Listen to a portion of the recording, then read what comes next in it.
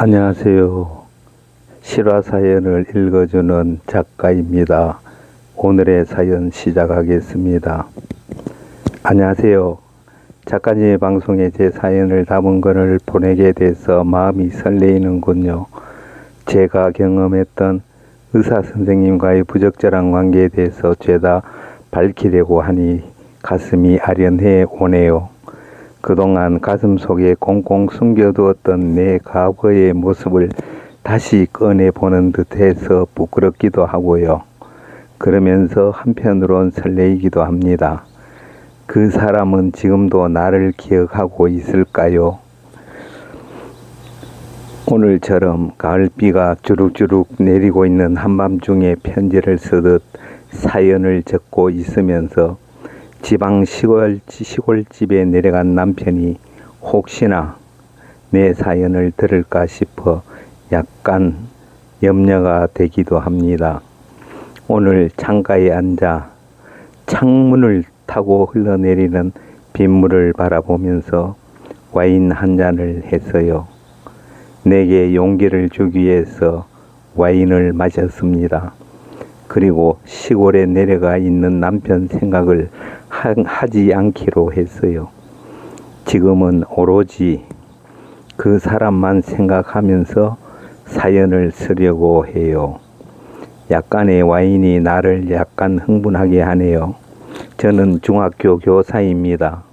저번 학교에 근무할 적에 갑자기 맹장염이 터져서 밤중에 남편의 차를 타고서 병원으로 달려갔습니다. 얼마나 아팠던지 뱃속에 창자를 도려내는 것 같은 통증을 느끼면서 응급실로 가서야 맹장염이란 걸 알게 되었어요. 다행이더군요.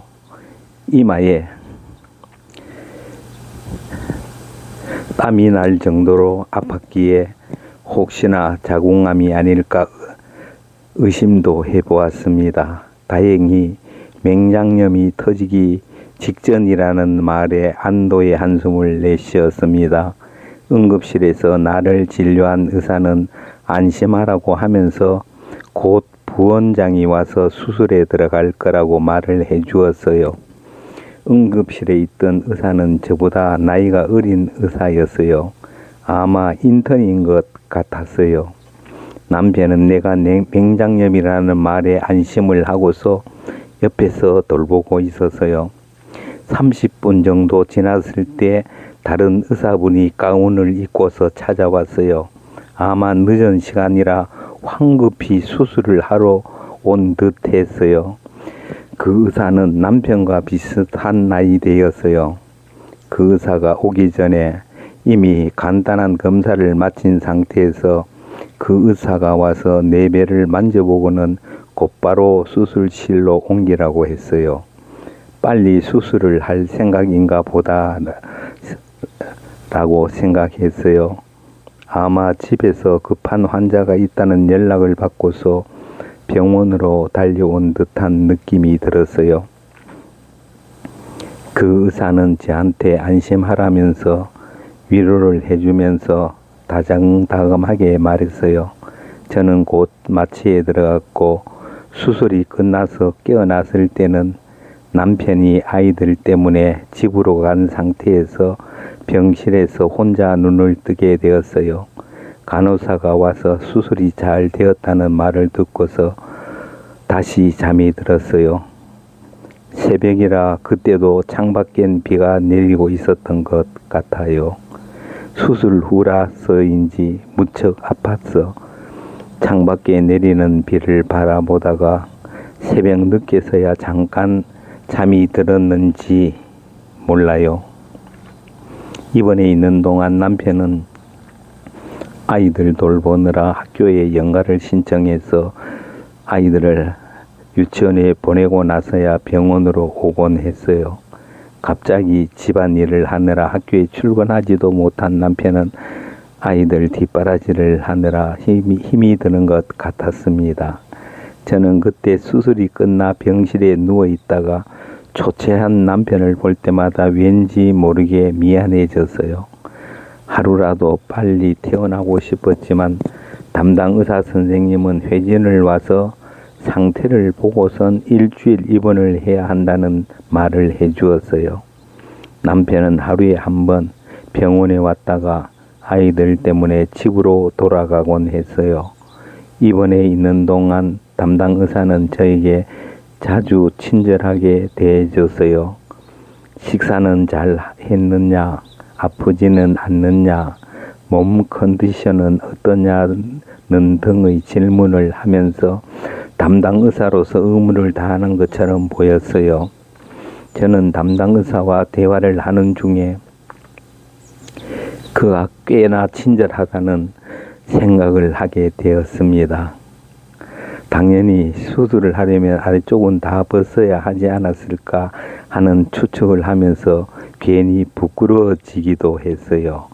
그걸 간호사나 의사나 한테 물어본다는 건 이상한 질문인 것 같아 입을 꾹 다물었지만 저는 의사가 자꾸만 친절하게 대하는 모습을 보면서 왠지 모르게 저 혼자만의 생각으로 의사가 내 그곳을 보지 않았을까 하는 생각을 하게 되더라고요. 제가 이런 생각을 하고 있는 것이 불순한 상상력인가요? 여자라면 좀 부끄럽지 않을까요? 아무리 의사라지만 저와 비슷한 나이의 젊은 의사가 내 몸을 보았다고 생각하면 부끄러울 것 같았어요. 의사 선생님이 회진을 와서 수술한 부분을 보자고 했을 때 저도 모르게 얼굴이 화끈거렸어요. 어떤 날은 옆에 간호사가 없이 병실로 와서 회진을 할 때도 있었는데 그때 수술한 곳을 보자고 할 때는 이상한 생각까지 들었어요. 봉합한 부위를 손으로 만져보면서 잘 아물고 있다고 말을 하는데도 저는 묘한 생각이 들었어요. 그러다가 일주일 뒤에 퇴원을 해서 학교에 출근을 하게 되었어요. 그동안 밀린 집안일을 다 처리하고 다음 날 곧바로 출근한 저는 정상적인 교사 생활을 할 수 있었습니다. 저와 남편은 결혼할 때부터 부부 사이가 참 좋았습니다. 같은 교직이라 스트레스를 느낄 새도 없었던 것 같아요. 신혼 때부터 우리는 거의 매일 관계를 가질 정도로 남편은 그걸 좋아하는 남자였어요. 연애 결혼이지만 연애 시절에는 몰랐다가 결혼하고 나서야 저는 성에 대해서 조금씩 눈을 띄기 시작했어요. 남편은 매일 잠자리를 갖고 나서야 잠이 들 정도로 밝히는 편이었습니다. 그러다가 보니 저도 모르게 남편에 맞추려고 하다가 보니까 거의 매일 잠자리를 가져야만 저도 잠이 들 정도였어요. 어쩌면 의사가 내 그곳을 보고서 섹스를 많이 해서 다른 여자들과는 다른 모양의 모습을 가지지는 않았을까 하는 나의 창피함이 있었던 것 같아요.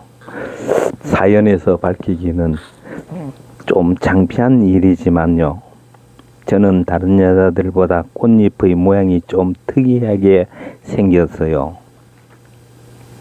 뭐라고 표현해야 될지 모르겠지만 마치 나팔꽃이 핀 것처럼 또 혹은 국화빵이 오물오물한 것처럼 생겼거든요. 꽃잎이 동그랗거나 길게 평탄하지 않고 마치 말미잘이 잎을 오므린 것처럼 생겼거든요. 아마도 나처럼 생긴 여자는 드물 거예요. 저도 전에는 그걸 몰랐는데 둘째 아이를 낳고 나서 한참 시간이 흐른 후에 우연히 샤워를 하다가 샤워 꼭지에서 쏟아지는 물줄기를 그곳에다 맞으면서 기분이 묘해져서 손가락으로 그것을 문지르게 되었어요. 물줄기의 느낌과 함께 손가락으로 문지르는 기분이 너무 좋아서 새로운 걸 발견한 것처럼 그날은 처음으로 자위를 해봤던 것 같아요. 그때 저는 자위가 끝나고서 문득 기분이 짜릿했던 그것이 궁금해서 거울을 갖고 와서 쪼그려 앉은 채로 그것을 보게 되었어요. 어머나 세상에, 저도 태어나서 처음으로 내 그곳을 살펴보게 되었어요. 마치 나팔꽃이 활짝 피었다가 쪼그라든 것처럼 묘한 모양새를 하고 있는 것을 발견하게 되었습니다. 마치 굴곡이 심한 테두리가 국화방처럼 생겼다는 것을 알게 되었어요. 대학 때나 교직 연수를 가서 합숙을 하면서 같이 샤워를 하면서 봤던 다른 여성들과는 전혀 다른 생김새였어요. 처음엔 남편과 너무 자주 해서 그런가 하고 생각해 보기도 했어요.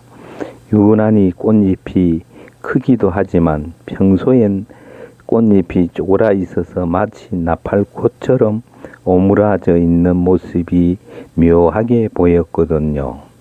남편은 지금까지 그렇게 그걸 좋아하는 걸 좋아하긴 했지만 난잡스럽게 하진 않아서인지 그것을 보려고도 하지 않았던 것 같아요. 샌님이라고 해야 할까요? 그걸 좋아하기는 하지만 애무 같은 것은 별로 하지 않는 편이에요. 젖가슴을 어루만지기는 하지만 애무 같은 것은 별로 하지 않는 그런 남편이에요. 젖가슴을 어루만지다가 밑으로 손을 내려 잠시 어루만지면서 내가 가는 콧소리를 내면 그대로 박는 스타일이거든요. 그런 남편에게 길들여진 나로선 그게 당연한 거라고 생각했던 것 같아요. 우리 부부는 매일 밤 그것을 자주 했던 것 같아요.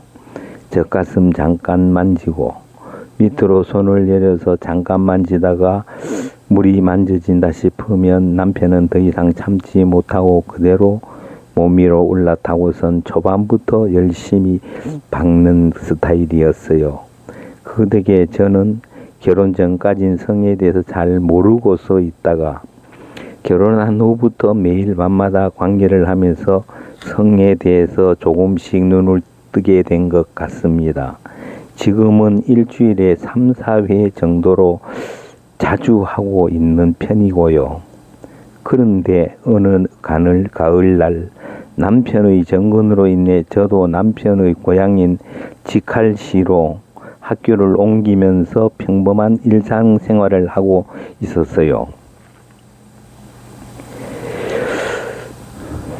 그러다가 그분한테서 문자를 받게 되었습니다. 제가 명장염을 수술을 받았던 그 의사였습니다. 안녕하세요. 저 기억하시나요? 땡땡 병원의 부원장입니다. 라는 메시지를 받고서 저는 그걸 본 순간 가슴이 철렁 내려앉았습니다. 마침 남편이 관계를 원하는 날이어서 샤워하러 욕실로 들어가는 찰나에 띠링하고 메시지가 뜬 겁니다. 그 메시지를 본 순간 얼마나 당황스러웠던지 제가 죄를 지은 것도 아닌데 마치 몰래 연애를 하다가 남편에게 들킨 것처럼 저는 후다닥 욕실로 들어가서 문자를 살폈습니다. 원래는 옷을 다 벗고 타올로 앞을 가린 채로 욕실로 들어가는 것이 일상이었지만 그날은 어찌할 수가 없어서 급하게 욕실로 뛰어들었던 것입니다. 문자를 본 순간 남편에겐 보이면 안 되겠다는 생각이 번쩍 들었지요. 다행히 남편은 알람 소리를 못 들었던 것 같습니다. 욕실에서 숨죽이며 저는 인사를 보냈습니다. 네, 선생님 덕분에 잘 지내고 있습니다. 선생님도 편안하시죠? 문자를 보냈는데 답이 없더라고요. 그래서 저는 샤워를 마칠 때까지 계속해서 핸드폰에 신경이 가 있었어요. 욕실에 있을 때에 답이 있었으면 했는데 샤워를 마칠 때까지 답이 없더라고요. 밖에 나갔을 때 혹시나 답이 올까봐 걱정이 되었어요. 남자들은 아내에게 문자를 보내오는 남자가 있으면 괜히 싫어한다잖아요. 전 남편이 알면 싫어할까봐 괜히 속으로 걱정을 했어요. 일단 답을 했으니 인사도 안 받아준다고 하지는 않을 것 같아 한편으로 마음이 놓였어요. 그날 밤에는 남편과 잠자리를 같이 하면서 왠지 모르게 긴장이 되더라고요. 마치 몰래 연애를 하는 것처럼 남편에게 미안하기도 하고 남편을 속이는 것 같아서 남편이 좋아하도록 내가 일부러 신음소리를 내기까지 했어요. 그랬더니 남편은 다른 날보다 더 빨리 흥분을 했는지 빨리 사양을 하더라고요. 아마도 저도 더 흥분이 되었는가 봐요. 남편이 위에서 움직일 때마다 불현듯 그 남자가 불쑥불쑥 떠오르곤 했어요. 나도 참 이상한 여자인가 봐요. 내 몸에 수술을 해준 남자를 그런 시기에 떠오른다니 말이죠. 그래서 저는 더 흥분이 되었는가 봅니다. 남편은 매일 관계를 해야 하는 남자라고 그랬죠. 남편은 그걸 좋아하는 남자인 건 맞아요. 하루라도 안 하면 하루가 못 지나갈 정도로 좋아하는 남자가 맞아요.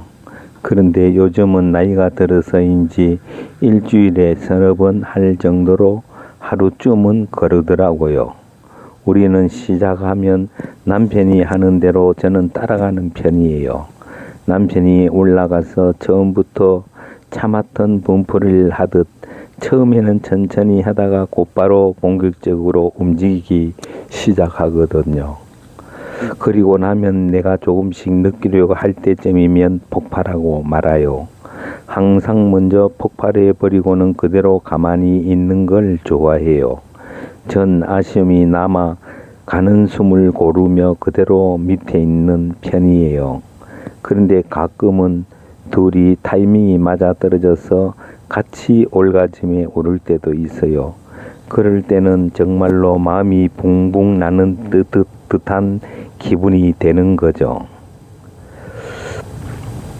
전 남편과의 잠자리가 불만스럽지는 않았어요. 원래 그런가 보다 하고 내가 어떻게 해서든지 먼저 느끼려고 노력해야 한다고 생각했어요. 그런데 그게 그렇게 쉽지가 않았어요. 하다가 보면 언제 남편이 끝났는지 풀이 죽어 있으면 여간 서운한 적이 많았어요. 그런데도 남편이 좋아하니까 저도 만족한 듯이 남편을 안아주곤 했어요. 출근하는 중에 자동차 안에서 띠링하는 소리를 듣고서 보니 그 의사한테서 문자가 온 거예요. 얼마나 반갑던지 내가 보낸 문자를 받구나 하는 생각에 갓길에다 차를 세우고서 문자를 열어봤어요. 그리고 문자를 보냈죠. 지금 출근하는 길이라면서 그동안 잘 계셨죠? 신경 써주셔서 고맙습니다 라고 답장을 보내고서 저는 차를 움직일 생각을 안고서 그 남자의 문자를 기다리고 있는 거 있죠. 제가 참 묘한 여자죠. 인사의 문자를 받고서 또 기다린다는 것은 뭐죠? 내 안에 음탕한 마음씨가 있다는 걸까요? 오늘은 여기까지 사연을 적어 봅니다. 이어서 또 사연을 보내도록 하겠습니다. 읽어주셔서 감사합니다. 네, 오늘은 실화사연입니다. 귀한 실화사연을 보내주신 미시님께 감사의 말씀을 드립니다. 저는 드라마 작가로 실화에 가까운 사연만 소개해 드리도록 노력하겠습니다.